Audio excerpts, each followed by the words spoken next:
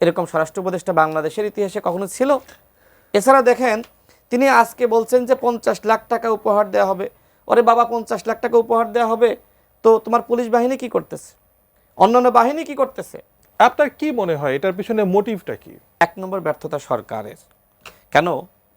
আজকে 3টা দলকে নিয়ে সরকার বৈঠক করেছে।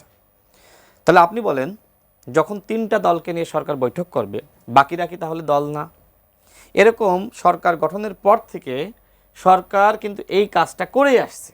হ্যাঁ, বিএনপি বড় একটি দল, আলাদাভাবে তাদের পরামর্শ নিতে পারে।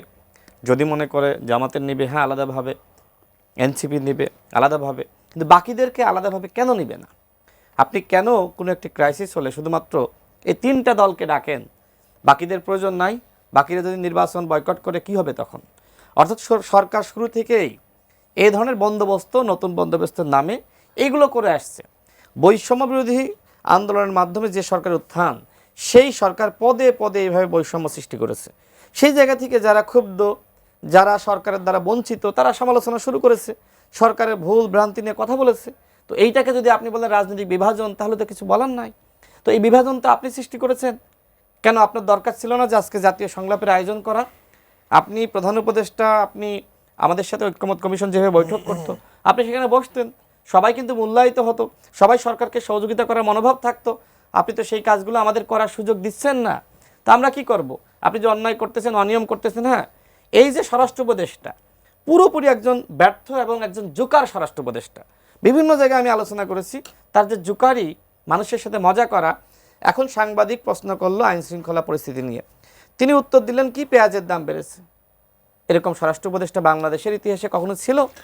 এছাড়া দেখেন, তিনি আজকে বলছেন যে 50 লাখ টাকা উপহার দেওয়া হবে। ওরে বাবা, 50 লাখ টাকা উপহার দেওয়া হবে, তো তোমার পুলিশ বাহিনী কি করতেছে, অন্যান্য বাহিনী কি করতেছে? আজকে অপারেশন ডেভিল হান্ট 2 ঘোষণা করা হয়েছে। আমি নিজে আইন উপদেষ্টার সাথে বৈঠক করে আমি কথা বলেছি যে এর আগে রিফাইন্ড আওয়ামী লীগ ওইটা ব্যর্থ হয়েছে, জাতীয় পার্টির কাঁধে ভর করে ব্যর্থ হয়েছে। এখন স্বতন্ত্র লীগ, অর্থাৎ আওয়ামী লীগের পদধারী নেতারা, তারা স্বতন্ত্রভাবে ইলেকশন করবে, এবং এটা ভারতীয় প্ল্যান, এবং এই প্ল্যানের সাথে সরকারের কেউ কেউ জড়িত। বাংলাদেশের নিরাপত্তা উপদেষ্টা তিনি ভারতে গিয়েছেন না? সেখানে ভারতের নিরাপত্তা উপদেষ্টার সাথে বৈঠক করেছেন না? আপনারাই তো সবসময় বলতেন যে ভারতের সাথে কি চুক্তি হয়, কি আলোচনা হয়, সেটা বাংলাদেশে বলতে হবে। তো আপনার নিরাপত্তা উপদেষ্টা ভারতের সাথে কি আলোচনা করেছে, বাংলাদেশে কেন বলল না? গোপন চুক্তি যে হয় নাই, গোপন সমঝোতা আওয়ামী লীগকে নিয়ে যে হয় নাই, তার নিশ্চয়তা কি? আমরা দেখেছি যে ভারতের নিরাপত্তা উপদেষ্টার সাথে বাংলাদেশের নিরাপত্তা উপদেষ্টা সে আগে থেকেই সম্পর্ক। এখন সেই সম্পর্ক কেন ছিল, কি কারণে ছিল, সেই ব্যাখ্যা কি তিনি করবেন? এখন যদি আপনারা প্ল্যান নেন যে আওয়ামী লীগকে আপনারা ফেরাবেন, স্বতন্ত্রভাবে সুযোগ দিবেন, তাহলে আমার ভাই উসমান হাদিকে যে প্রশ্ন আপনি করলেন, তাকে ক্লিন করা হয়েছে। আমি বিভিন্ন আলোচনায় একটা জায়গা থেকে তথ্য পেয়েছিলাম যে আওয়ামী লীগের প্ল্যান হলো গুপ্ত হত্যা, এবং মোটামুটি 50 জন প্রার্থীকে তারা এই ধরনের টার্গেট কিলিং করবে।